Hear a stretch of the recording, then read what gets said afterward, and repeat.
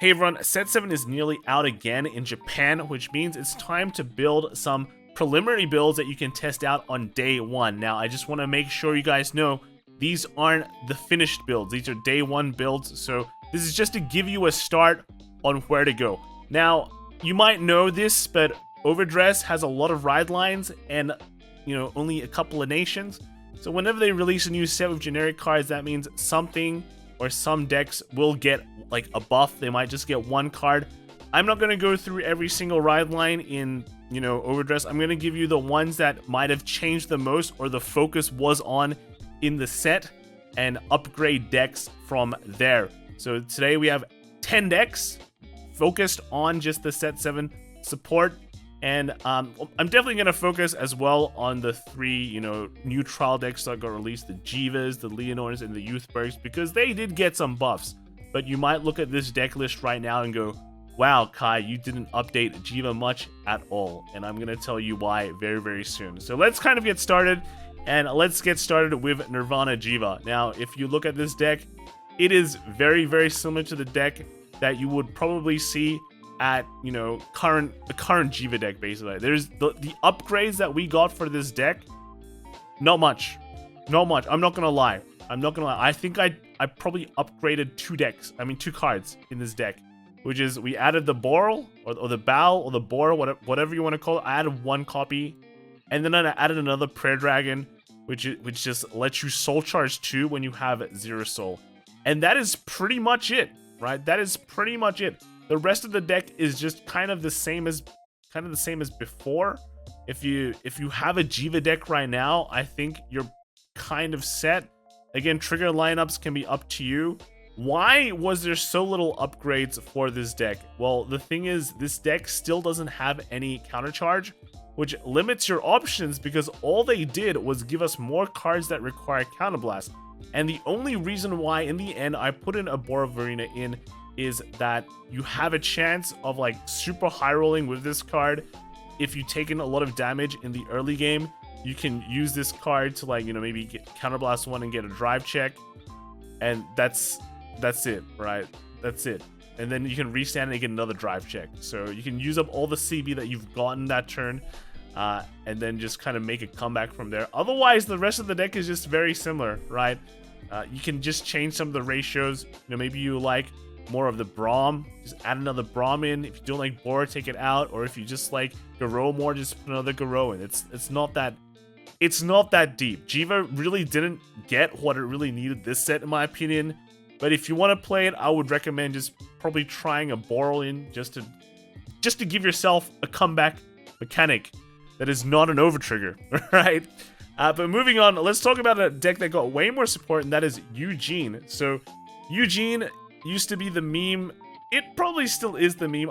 I feel like even though this deck still gets more support, this time it probably gotten more support than before, in terms of now Eugene is not just a 3-attack deck anymore. That is Zorga, right? Zorga is still a 3-attack deck, but Eugene gets to restand the Vanguard, right? With this new grade 1 they got, this is Oswald. So if your Vanguard is Eugene and you at the end of the battle or it boosted it, if your opponent is grade 3 and has no rear guards, you can counterblast 1 and discard a card from your hand, choose one of your Vanguards, and then its crit and drives becomes 1, and you also stand it.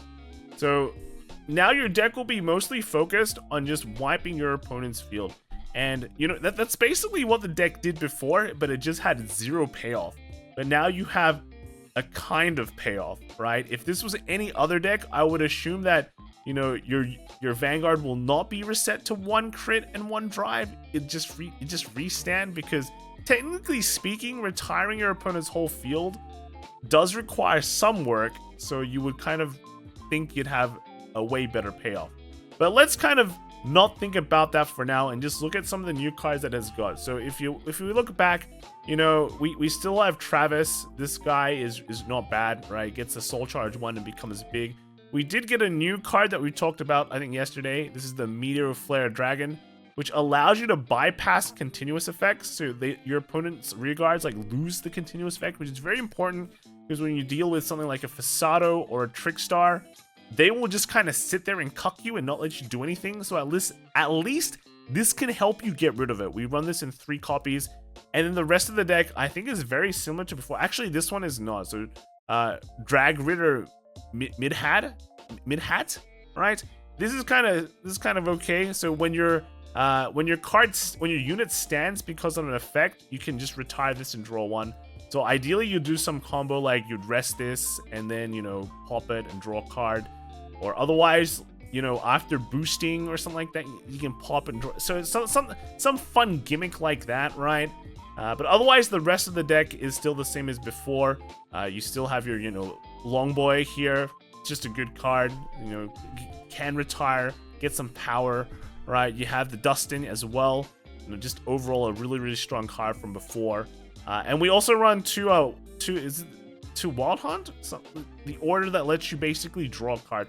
I think before I was running like 3 and 4, and it just like never really came up as much as I'd like. So, you know, if you draw it and like in a turn where you get a big retire, that's great. That's great. You profited. In a way, in Overdress, a lot of decks just don't make a full field. Like they just don't. They make the field they need.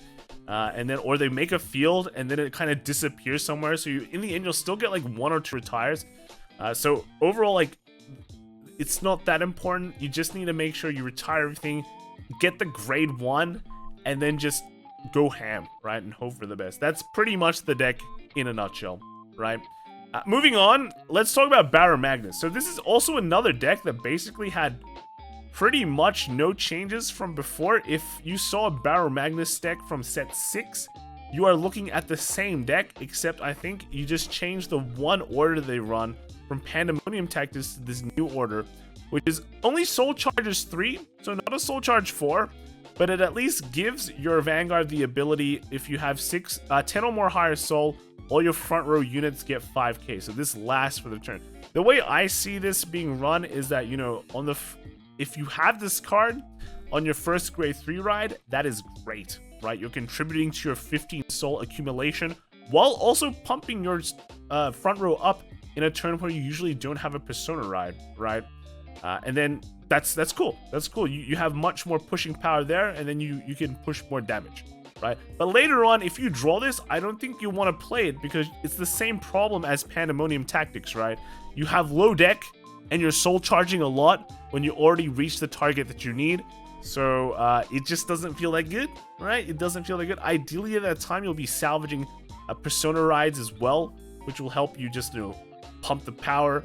And that's pretty much that, right? The rest of the deck, I think you would have seen it before. I'm gonna be honest. I looked at a lot of the Barrow Magnus support that the deck got in this set, and a lot of it was just quite mid, right? Nothing too amazing, because the deck is already very solid already, right? Probably the biggest buff it got was just the Amandine here, which would just allow you to soul charge just that tiny bit to hit 15 that much more consistently. But the rest of the stuff that it got in this set just wasn't very good. Like, I know there was like a CB2 kind of, you know, put cards back, but that's like that's only after your like Barrow Magnus, you know, attacks and things. So it's just weird, a heavy cost. It just doesn't really mesh with the deck. So that's why, you know, why change something that already works very well, right? Why change that?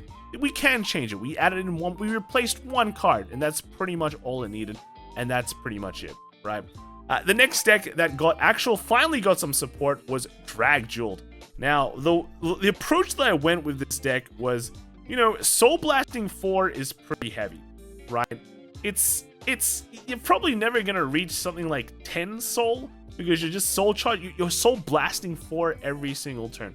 So something like Selfish Engravers, which would technically help with the counterblast, probably won't work just because you'll never reach that 10 soul, right? So, okay, let's forget that. Let's think about what would be the big weakness of this deck? And I think the big weakness of this deck is consistently soul blasting 4 different grades. That's the most important part. You have to soul blast 4 different grades. Now, some cards will allow you to do that very easily, like this cat here. This allows you to, on boost, right, let you put a card from your drop zone into your soul that, you know, doesn't have that grade, right? So if you don't have any grade 2s in your soul, you can put a grade 2 from your drop into your soul. like that, right? This will kind of help you fix up. But you need to be able to like put these grades back into your soul every single turn. So there's kind of multiple ways to do it, which is like mass soul charge or just like targeted soul charge. If you do the mass soul charge route, it's actually not easy, because if you look at the deck ratio here, you have 17 grade 0s, which is normal.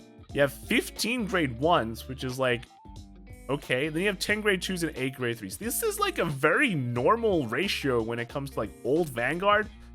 You know, 8 grade 3s, 10 grade 2s, or 11 grade. That's something to see.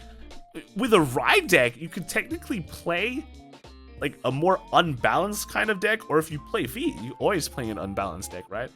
But the problem here is that there's just not great cards. That's kind of it. That's kind of it. Let's kind of look at the one thing that you want to use your CB on is this guy, is Rockagul, right? Because he restands, right? This dude restands, and you know, restanding is gonna be the way that you win the game, right? It's just gonna be the way that you win the game. So you want to put all your CB for this, and then the other CB that you also use is for this dude, this grade 2, which allows you to kind of fix up your soul as well, which is great, and also get some power. And then the grade 1 here, which also kind of lets you fix up your soul while plussing, right? So that's where your CB is going, but mainly it's going to be for the Rockagul. And then for your Drajeweled as well, it does have a CB effect, which can, you know, soul charge too and help you get it. But apart from that, let's look at other ways that can help fix your soul, right? So you have your good old Ashurda, which is a grade 2. An extra shield is nice, but then it goes into your soul, so that solves kind of your grade 2 problem. And then you have a few other good cards that are free. So you have this from the TD, the Rin? The Rin, is it? It just looks at, basically looks up top 2, you put one into your soul, and then put the other on the bottom of your deck. So it allows you to help, like, you know, at least you have some sort of filter there that can get something back. And then, you know, the grade 3 here is just allows you to, you know, put a card from your hand into soul and draw a card. So it gets rid of a bad card or a 3, something like that, and then just, you know, lets you draw cards and make it better, but at the same time also filling your soul with whatever you need for the next turn. And then we also run Swirlers, because Swirler Soul Judge 1 and also gets power, so that's nice. It's free. It's free, right? It's free. So that's kind of my approach to the deck, and we'll test it out and just see how it is, right? We'll just see how it is. It's just, the problem is I just feel it looks like it's a bit clunky, and maybe, you know, in the future that'll be solved, but at the moment I think this is as best as it goes, right? Moving on, we have Bastion. So Bastion is another deck that I would have just put in, I just would have just like got the latest list from like WGP and put it here and go, this is your list. You don't need to change anything. And I feel like you really don't. You really don't. You can just play with lag rails and you'll be fine.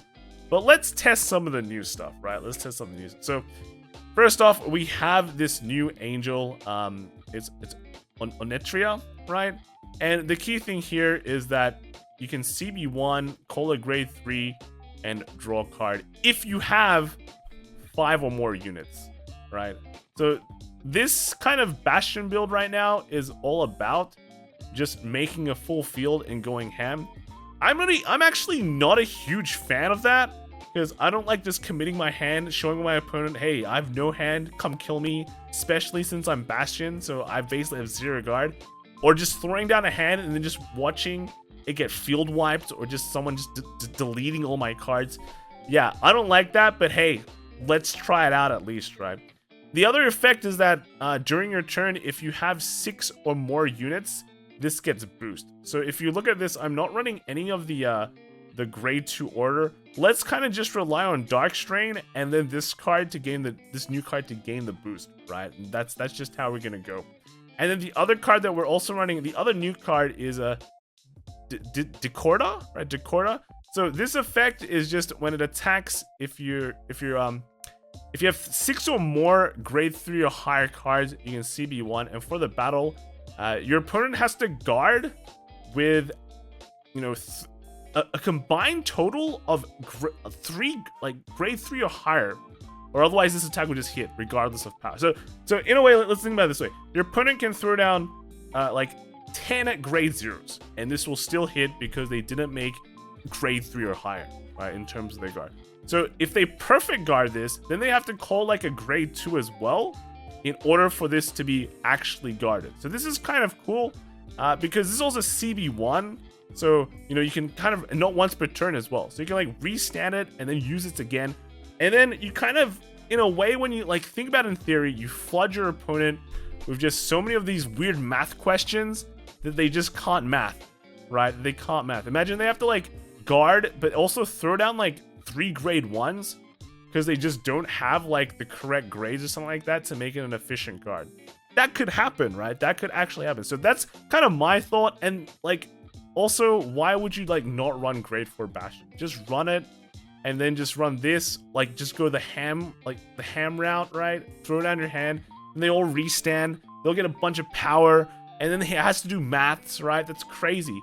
And then also running some Fasado, because like some of these cards do require some CB, you know, like the new guy requires CB, the new angel requires CB, he requires CB. Only one though. If you think of like a lag reel, right, that's a CB2. But in terms of like the high roll ceiling that lag reel can do is like way higher than some of these.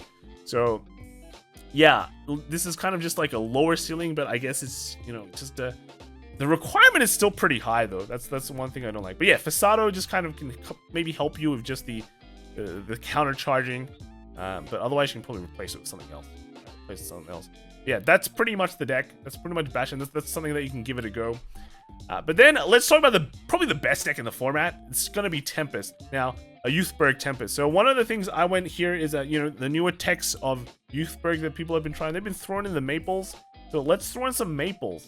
And then let's like maximize the amount of persona rides we want to do. So we got the Protofall as the normal ride, and then you have the Sky Arms as the as you know, just more riding, right? Just more riding. Let's maximize that ride in the ride phase. But then let's just go like Tempest, right? Tempest, amazing card, CB1, Aura Geyser effect. You get 2 cards into your hand for CB1, then you bottom deck something of your opponent. Maybe sometimes that happens. But even if you don't, it's literally CB1 and getting 2 cards. So it's really amazing. And so we threw out Zest, we run Gust and Tempest. There we go. And you know, this gets drive checks. And with the new grade 1 as well, this new grade 1 allows you to get another drive. Well, it sets the drive to 1, right? It sets your when you revel dress, right? It sets your new Vanguard drive to 1, because all of the revel dress stuff, you know, they -2 drive, so basically they become 0 drive, except Gust, which becomes 1. But what you can do is you can use this new grade 1 witch. You set Gust effect to 1, and then use Gust effect to increase the drive to 2. You get like twin. So at least there's like something like good pressure there, right? You have advantage from Tempest, and then, you know, pressure from Gust, and that's great, right? That's great. And then the 2 other cards, you notice that we don't run Schneisel anymore. CB1 is kind of heavy. We do run. I'm trying 2 of this new Carbre. It's a CB1 Soul Boss one, so it's slightly higher, but you can never miss with this. You look at the top 3 card, and you can call a grade 2 or lower unit. But if you don't call a grade 2 unit, or lower unit, you just add it to hand. So if it's a grade 3, you add it to hand. So that's nice. That's nice. Only a top 3 search though, but hey, you're running 2 of it, and it's always a plus. We still keep the Ketowara, right? Because it doesn't require CB. Your CB is kind of going to be reserved for Tempest, because, you know, Tempest is busted. Right? Tempest is honestly busted. But at least this is only a Soul Boss 1 cost, so it's still very usable. And it can never miss, because if you miss, you draw 1. Right? That's it. But yeah, otherwise, you know, still 2 painkillers. And then the rest of the deck is just no draws anymore. Took out draws, because I feel like Tempest is enough to sustain. And just run fronts and crits, and just put on the pressure like that. I think it should be pretty good. So I think this is probably one of the best decks in the format. We'll see, right? We'll see. Moving on to Story Chaos. Story Chaos got a lot of support. With Magnolia, though, it's a bit weird, but maybe not. Like, we're focusing on grade 3 Magnolia with this build, because you know what you can put with grade 3 Magnolia? It is Impulse, because it is not restricted. So what we do is we run the grade 3 Magnolia, we run the Inlet Pulse. There is a new grade 1 that allows us to look at top 5 and grab a Magnolia for the cost of Soul Blast 1. That's pretty jank, because you're probably gonna miss. This is like a hyper desperation play. So yeah, that's it. But the secondary effect is that when you're a grade 3 Magnolia personalized, it also gives power to the back row. So that's kind of cool. But yeah, we run 2 of this because, you know, at first you'd be like, maybe if we run 4 of this, our Magnolia deck will be way more consistent. But the thing is, it can miss. It can miss for a Soul Blast 1, not so great. The other stuff that we've kind of put in, you know, M picks, because we can play those weird shenanigans that you did with grade 4 Magnolia, with like Inlet Pulse going to Soul, Price Trident going to Soul, then M picks kind of locking stuff out. We can still do that, so that's kind of cool. There is also a new grade 2 that kind of makes fixes like the counter charge and soul charge problems. So if you when this unit attacks the Vanguard, if you have a Magnolia Vanguard, for every grade 2 or higher units, you get 5k. You get 5k, and if you get 10k or more at the end of the battle, you bind this unit and countercharge soul charge 1. So this solves the resource issue, basically. Solves the resource issue, and that's why we run 4 of this. And run 4 Leonoren just to get the extra attack and some Gynosera, which is very, very cool. And then because you can still, we still run Spiritual Body Condensation to kind of get the Gynosera when you need it. One of the techs I am trying out is this Urgula, and the reason why is because going to set 7 format, there's a lot of decks that do target the Vanguard, so you still have Mahanavana, right? Put this behind the Vanguard, no Mahanavana, no damage ping, right? If you play against the product deck, I think it's a Blitz deck, that minuses your Vanguard. This doesn't let them minus your Vanguard, which is pretty cool. You play against Drajeweled, Drajeweled targets your Vanguard as well, I'm pretty sure, and then it sets it to 1. This is no. So pretty cool. Against Eugene though, they take away this con effect and you just feel bad. they can get rid of it, right? It feels bad. But I only run 1. If you see it, you see. If you don't, you don't. That's just kind of it. You can maybe up it depending on meta. I just really can't find any space. That's the biggest issue. But otherwise, yeah. Grade 3 Magnolia, run it with Inlet Pulse. Hey, Inlet is back, baby. That's pretty much it. Flagberg deck. So Flagberg is really, really strong in Japan, in case you don't know, because it does have this PR, which is just amazing. So if you're playing JP Flagberg and you don't have this, I don't think you're playing JP Flagberg.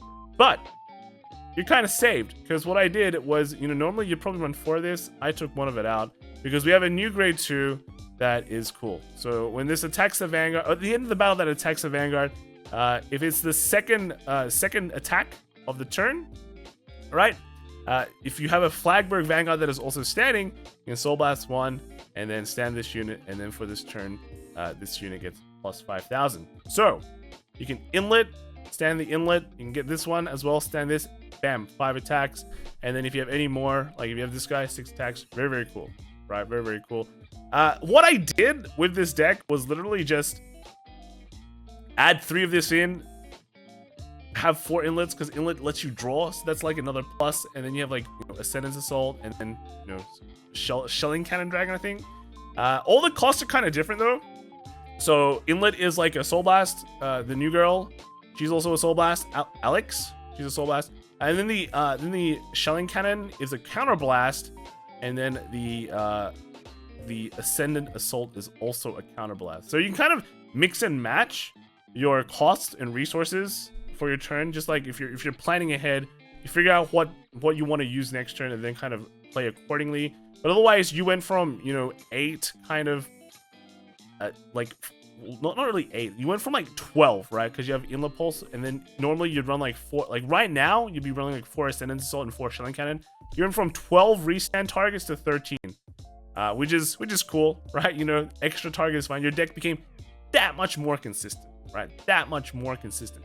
And maybe if you're playing this in English and we still don't have the PR, I really don't know when we're gonna get this Shelling Cannon PR. You can still run this. Just add 1/1 to the Ascendance Assault and the Alex, and then add 1 more to the Orders, and then you're good to go. I think you're just good to go, right? Literally, the entirety of this deck is just, does it restand or is it a Price Trident? That's pretty much it, right? Or is it a way to get one of those?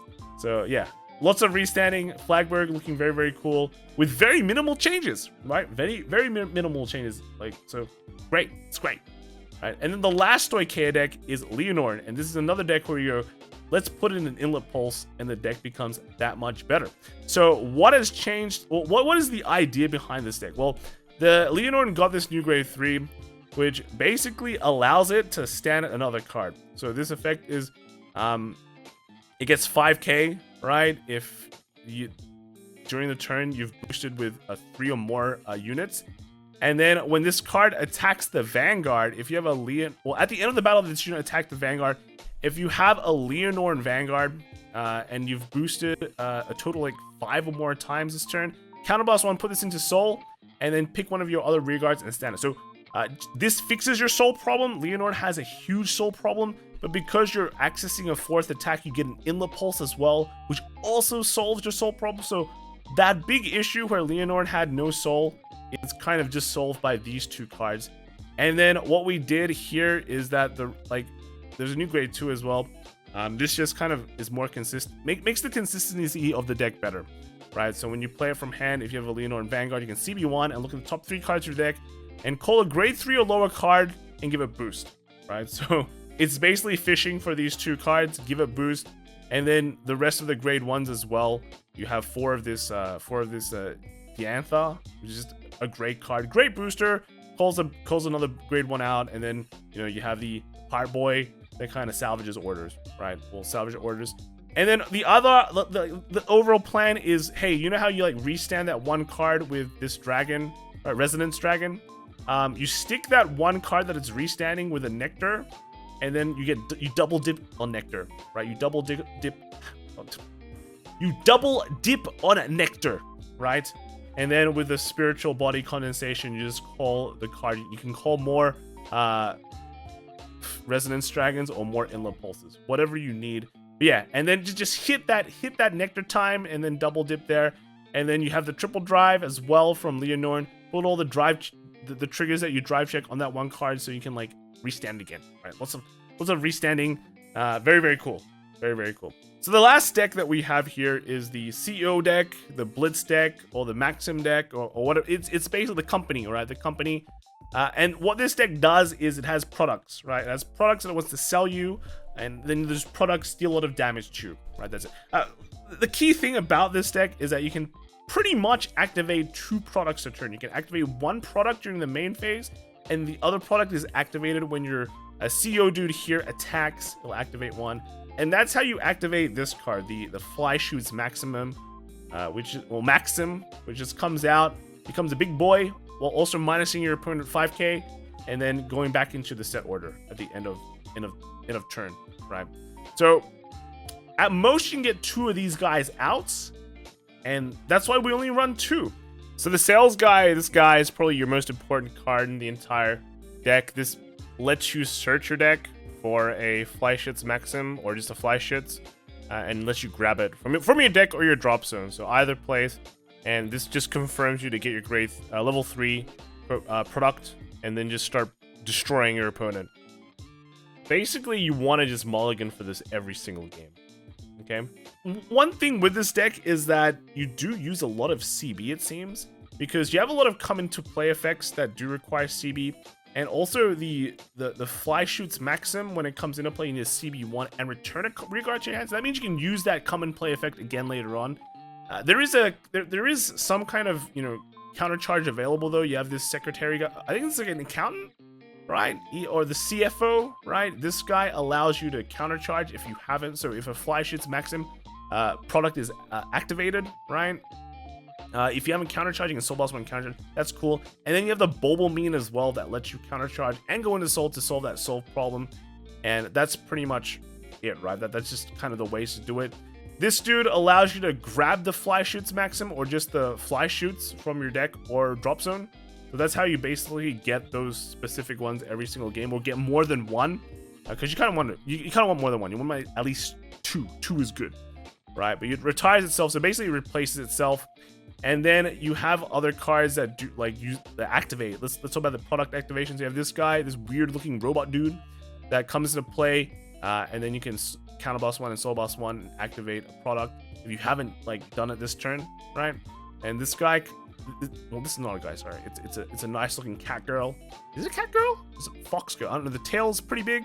Yeah, you can rest it, and then you activate a product pretty much. CB1 activate a product, you can activate it, and that's how you kind of activate the first product in the main phase. You get one of these cards, and I think that's cool. The one card that I just don't know if I want to put in the deck is this dude. So if you know Amelia from Mahanavana, it lets you speed up. It lets you get your grade 4 out quicker, right? What happens with this deck is that on the turn you ride your first grade 3, you call the grade 2 fly shoots out, and this guy does not come out. This doesn't make your 4th attack, right? Only when you ride your second grade 3, so when you do your persona ride, does this card go away and become the fly shoots maximum. What this guy does, what this guy does is you can CB1 and then put one of the grade 2s in the drop zone, grade 2s in the order zone into the drop zone. Then you call a fly shits maximum from your hands into the order zone, right? So the problem, right? You also retire this card too. So the problem with this is like it's a huge minus. Normally when you're playing like with the entire order line, if you call your fly shits or whatever the product from your hands into the order zone, you actually draw cards, so you don't actually neg. But this card actually negs big time, which I'm just not sure if it's worth it to put him in. Like I feel like you just, because if you think about it as well, in the in the Mahanavana decks now, a lot of people are choosing not to run Amelia. They just sit on the grade 3 on a grade 3, right, and just attack 3 times, and that's cool with them, right? And Mahanavana is a way better deck than this, I think, right? Mahanavana, way better effect, I think. So I feel like this just doesn't feel worth it. If I was to test this and this was really bad, I just cut this and run like one more of something here, right? Something here, and I think I'd be happy. In terms of like the products though, I only run 2 fly shits because at best you'll call 1 fly shits out in the main phase and then 1 during the battle phase. And then if like, you can always grab 1. You can usually always get 1 per game, 1 fly shits. So if even 1 goes to the damage zone, it's not too bad because you're still reaching 4 attacks, which is your maximum. So I'm not too fussed. Let's just run 6 orders plus the Sanctitude. I think that's fine. But then the rest of it is just pretty much there. It's just pretty much there. And that's how it is. It actually looks like a pretty interesting deck. I really want to try it out. But yeah, that is pretty much it this time. A lot of decks in set 7 seem to be like, a lot of the old decks I think doesn't feel like upgrades, they just feel like nice side grades. And if you already have a good deck already, you don't really need to pay too much attention. Something like the Blitz deck here is pretty cool. Youthberk, insane upgrades. But yeah, apart from that, should be pretty good. Flagberg, I guess, got some pretty insane upgrades too. Yeah, let me know what you guys think in the comments below, and I'll see you guys next time. All right, bye.